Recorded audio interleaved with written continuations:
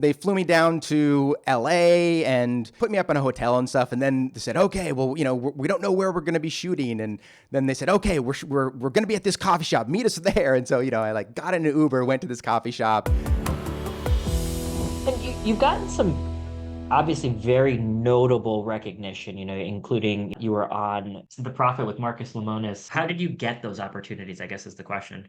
For instance, like being on The Prophet, actually, it turns out that Davis Wright Tremaine represents the production company that does it. And they sort of had to call out and be like, hey, are there any patent attorneys who have media experience who want to go on the show? And I was like, oh, absolutely. That's totally my thing. And that was your opportunity to take your band experience and get in front of the camera. Yeah, exactly. I have my YouTube channel, and so I kind of had been doing some camera work, and I always kind of liked doing those sort of things. So yeah, it was sort of a perfect fit. That's awesome.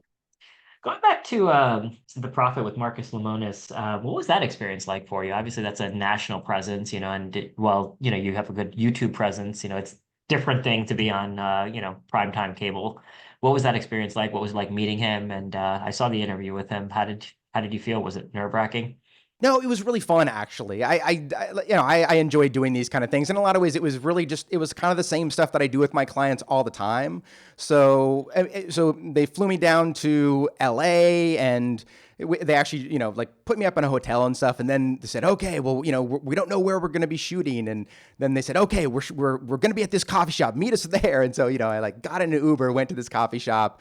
Initially met with Marcus for an hour and on camera, kind of just talked about patents generally, and then they brought in Coco Vinny, who was sort of the subject of the episode, with this product called Coco Taps, which essentially you kind of put this tap into a coconut and you can kind of drink out of it, and it was kind of sad in some ways because Coco Vinny, didn't understand what was going on with his patent applications, and the firm that he was working with was kind of taking advantage of him, and he just didn't really know what was going on. And so I kind of I found the issues that were happening with his patent application. He had no idea what was going on, and I felt kind of bad because he was a bit blindsided by some things. But yeah, working with Marcus was great. Marcus is a super nice guy. Coco Vinny was really nice. Even though I kind of felt bad about kind of how things ended up with with him and Marcus, because Marcus decided not to work with him.